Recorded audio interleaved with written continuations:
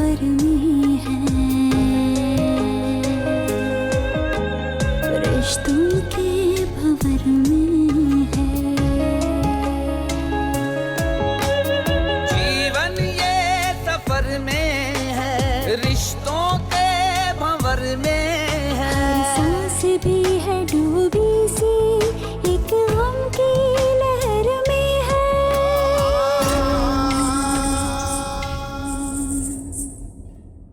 Aunty आप फिक्र ना करें, मैं मलाइका के सुख के लिए वो सब कुछ करूंगा जो मेरे इख्तियार में होगा। I promise to you. हाँ तो ठीक है, मुझे भी मलाइका की शादी की 3 साल तक कोई जल्दी नहीं। खुद को इस काबिल बना लो कि मैं भी मलाइका का हाथ फख्र से तुम्हारे हाथ में दे सकूं। घर आते ही बाबा ने मुझे कटहरे में खड़ा कर दिया कि मैं क्या चाहता हूं। नफरत होना शुरू होगी अपने आप से, नफरत। आखिर मैं तुम लोगों के एतबार के लायक ही नहीं हूं। बाबा इसलिए परेशान है कि आज समन आई थी। सनी का एटीट्यूड बहुत चेंज हो गया है। अब तो वो बात बात पे कहने लगा है कि वो अपनी मामा के साथ रहेगा। अंदाजा है मुझे, लेकिन इसका यह मतलब नहीं आलिया कि मैं समन के आगे घुटने टेक दूं।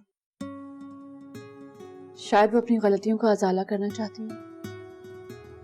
अब उसके चाहने से कुछ नहीं होगा। हम बहुत बड़े दिल के मालिक हैं आज़र,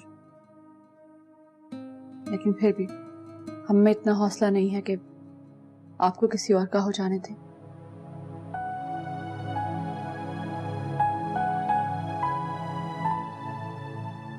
आलिया,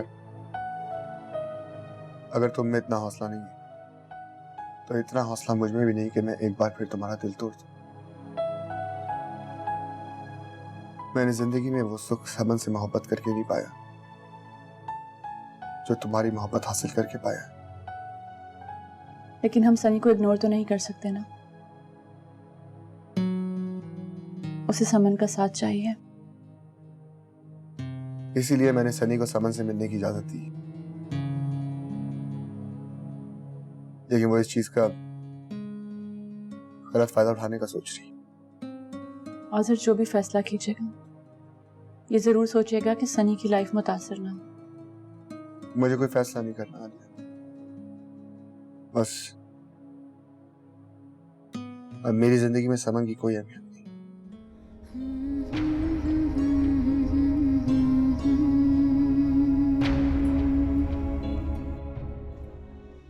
मैं बहुत परेशान हूँ, समझ नहीं आ रहा कि क्या फैसला करूं। कैसा फैसला?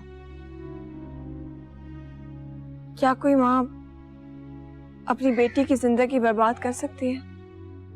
बिल्कुल बर्बाद कर सकती है, अगर वो माँ ज़किया आपी जैसी हो तो। और मुझे पूरा यकीन है कि इस गलत रास्ते पे उन्होंने ही तुम्हें लगाया होगा।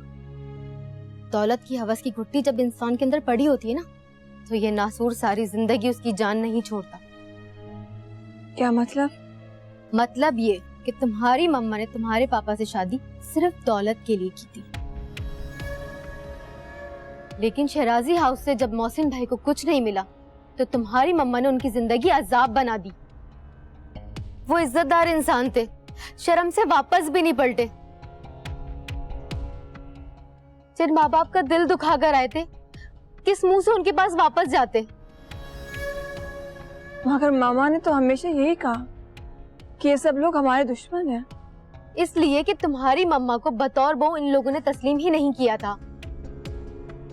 आप ही की शोहरत ही ऐसी थी कि कोई भी इज्जतदार घराना ज़किया बाई को अपनी बहू नहीं बना सकता था। मामा ने आले फुप्पू को तलाक दिलाने के लिए मुझे मोहरा बनाया ताकि वो दादा जान को तकलीफ पहुंचा सके।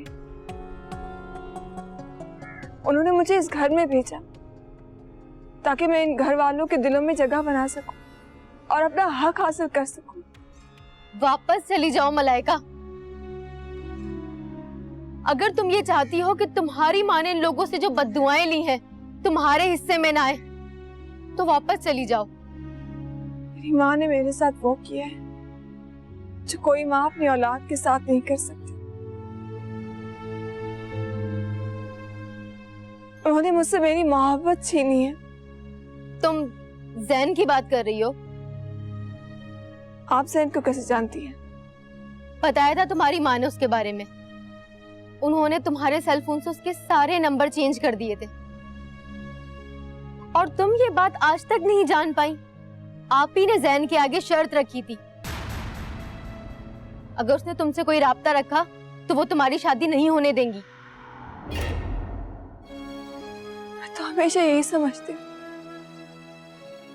कि जैन ने मेरे साथ बेवफाई की। मलाइका, अपनी माँ की बिछाई हुई दलदल से बाहर निकल आओ। ये लोग नफरत के मुस्तहिक नहीं है। तुम्हारी माँ पहले ही बहुत नुकसान पहुंचा चुकी है इन्हें। इनके जख्मों में और इजाफा मत करो।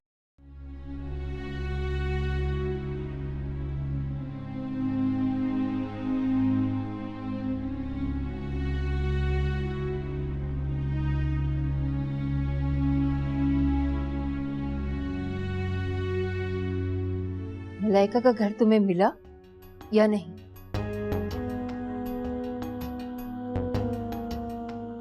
जो पूछ रही हूं उसका जवाब दो मुझे। वो असल में जो एड्रेस। झूठ मत बोलो, जानती हूं मैं, अच्छी तरह जानती हूं कि उसकी शादी हो चुकी है। जीवन ये सफर में है, जीवन ये सफर में है। मैं वापस जा रहा हूँ ज़ारा। मैं चाहता हूँ मेरे जाने से पहले तुम्हारी रुखसती हो जाए। ये क्यों नहीं कहते कि मुझे दुल्हन बना देकर तसल्ली करना चाहते हो? क्या मेरी वजह से फुप्पो से तुम्हें डांट नहीं पड़ेगी? तुम यही समझ लो। जैन, तुम चले जाओगे तो फुप्पो के पास कौन रहेगा? वो तो बिल्कुल अकेली हो जाएंगी।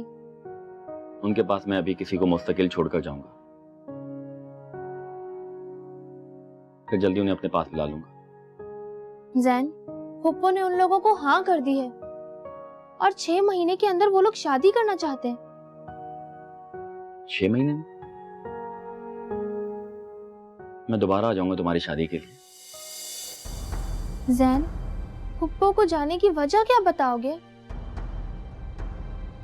कुछ भी कह दूंगा ज़ारा।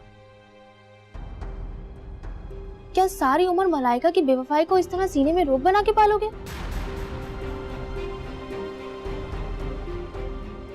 मालूम नहीं। जिंदगी के सफर में कभी कोई मोहब्बत और एतबार के काबिल मिले तो उसके हक में फैसला करने में एक पल भी जाया मत करना। जिस तरह मलाइका ने अपना घर बसा लिया, उसी तरह तुम भी जिंदगी के सफर में आगे बढ़ जाना।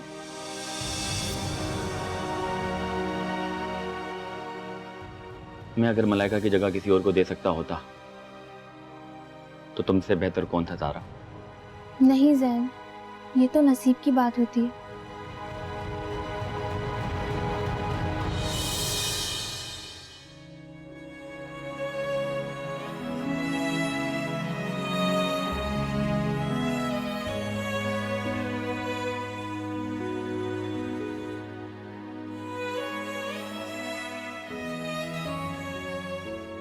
जिंदगी के सफर में कभी कोई मोहब्बत और एतबार के काबिल मिले तो उसके हक में फैसला करने में एक पल भी जाया मत करना।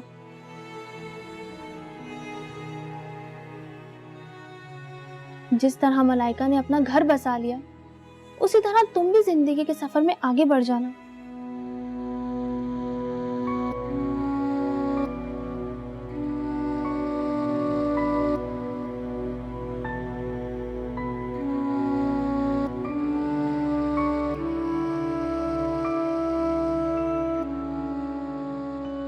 आप जाग गई फुप्पो? हाँ, जाग भी गई और आंखें भी खुल गई। क्या मतलब? जैन ने जो किया सो किया, लेकिन मुझे तुमसे ये उम्मीद नहीं थी ज़ारा। मैंने तो तुमसे पूछकर उनको हाँ की थी ना। जी फुप्पो, मैंने कब कहा कि आपने मुझसे नहीं पूछा? फिर इतनी बड़ी बात मुझसे क्यों छुपाई? जरा सा भी अंदाजा होता तो मैं कभी उन्हें हाँ ना करती। कौन सी बात फुप्पो? पहले बुलाओ उसे, फिर बताती हूँ। बात क्या है आखिर?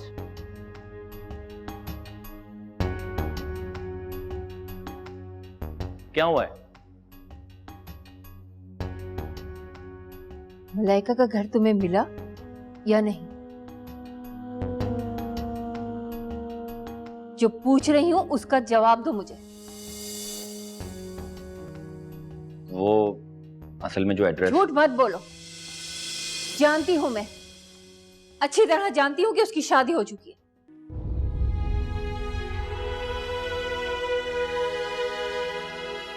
फुप्पो, मत कहो मुझे फुप्पो। तुम भी इसके साथ मिल गई। तुमने मुझसे इतनी बड़ी बात क्यों छुपाई? मम्मी अगर आपको बताता तो आपको दुख होता। अभी तो मैं जैसे बहुत खुश हूं।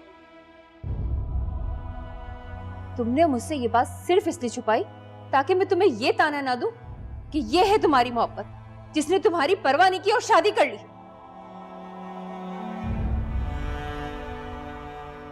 उसने ऐसा यकीनन अपनी माँ के दबाव में आकर किया होगा अम्मी।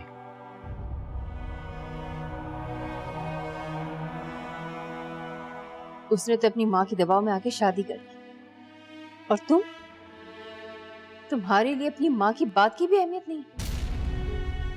नहीं अम्मी, ऐसा तो ना कहें। तो और क्या कहूं? तुम्हें इस मासूम की बद्दुआ लगी है ज़ैन? नहीं फुप्पो, मैंने इनके लिए कभी बद्दुआ नहीं की। जिन्हें वफा के बदले नफरत मिलती है ना बेटा, उनकी ज़बान दिल से बद्दुआ निकलती है।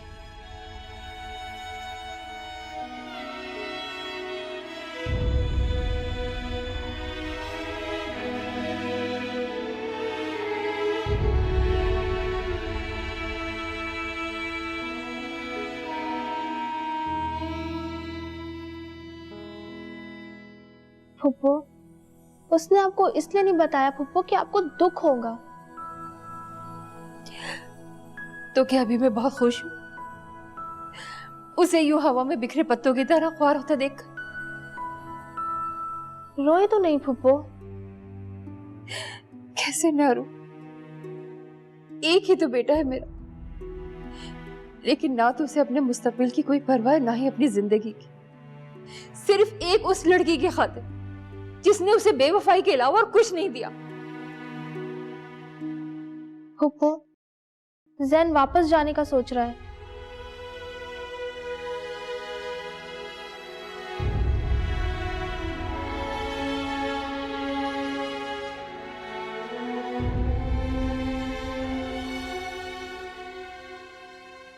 क्या कह रही थी?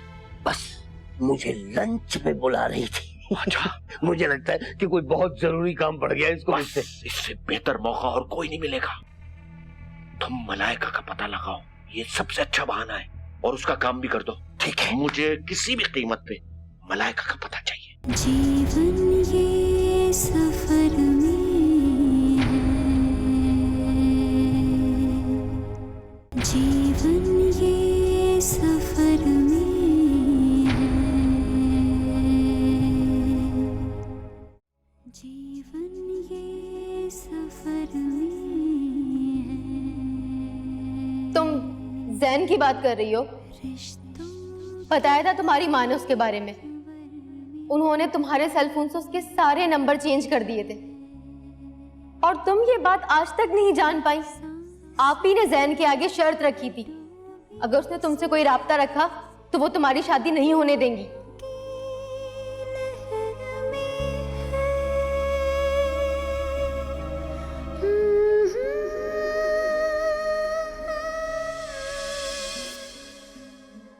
ज़ैन, मुझे थोड़ा वक्त दो, मैं मामा को समझा लूंगी।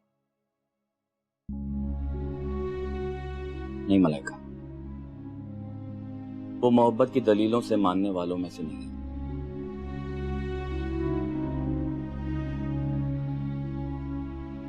उन्हें एक ऐसा दामाद चाहिए जो उनको उनकी बेटी के शानदार मुस्तकबिल की जमानत दे सके। लेकिन मैं उन बातों को नहीं मानती। मानना पड़ेगा, क्योंकि जिंदगी की हकीकतों को हम झुटला नहीं सकते। जैन, तुम हिम्मत हार रहे हो।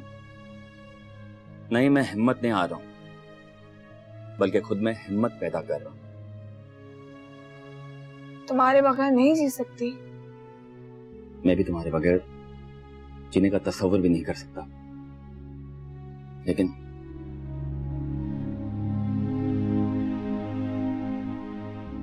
बोलो ना। अगर मामा नहीं मानेंगे तो मैं किसी भी हद तक जाने के लिए तैयार हूं। नहीं मलाइका, मैं अगर तुम्हें अपनी जिंदगी में शामिल करूंगा तो पूरी इज्जत और मान के साथ करूंगा। मैं अपनी मोहब्बत को कभी भी गाली बनने नहीं दूंगा, कभी भी नहीं। मिलता ही नहीं साहिल, जाए तो कहाँ जाए, अब तू ही बताए दिल, जाए तो कहाँ जाए, जाए तो कहाँ जाए।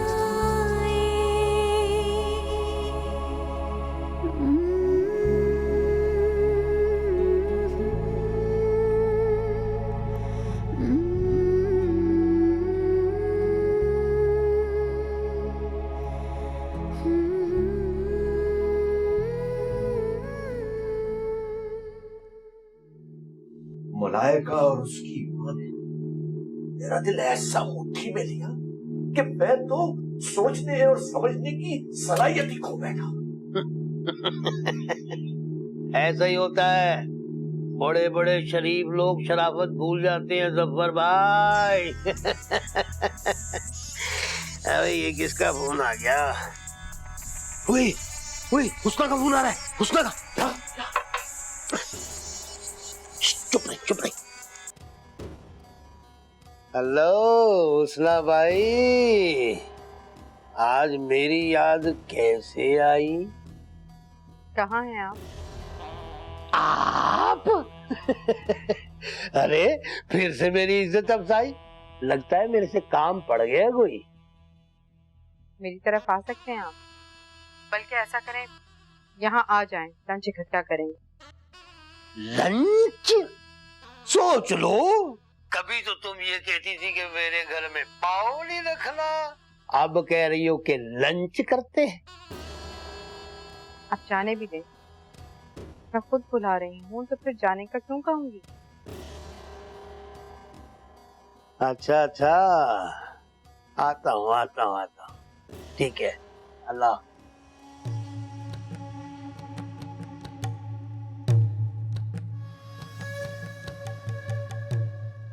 क्या कह रही थी?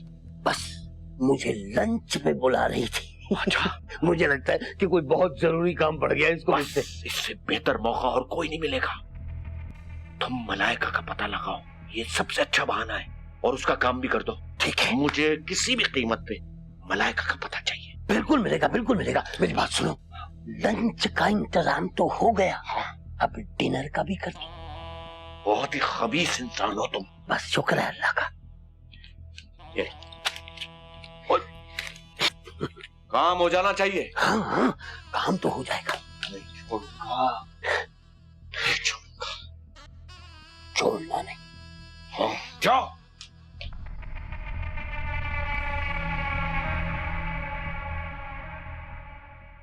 साजदा, अगर आप इजाजत दें तो भाभी ज़ारा को अपने साथ शॉपिंग पर ले जाएं। अच्छा है ना, ज़ारा अपनी पसंद से शॉपिंग कर लेगी। क्या बात है, आप कुछ उलझी लग रही हैं। हाँ नहीं माँ, मैं वाकई बहुत परेशान हूँ। ऐसा लगता है जैसे अपने जिगर के टुकड़े को काटकर किसी के हवाले करे। मैं समझ सकती हूँ, आपने उसे माँ बनकर पाला है तो ऐसी फीलिंग तो होंगी, लेकिन आप फिक्र मत करें, वो शादी के बाद इसी शहर में रहेगी। आप चाहेंगी तो रोजाना आपसे मिल सकेगी। नहीं माँ, प्लीज इस मंगनी के लिए इतनी जल्दी मत करो। लेकिन क्यों? बस मुझे थोड़ा सा टाइम दे दो।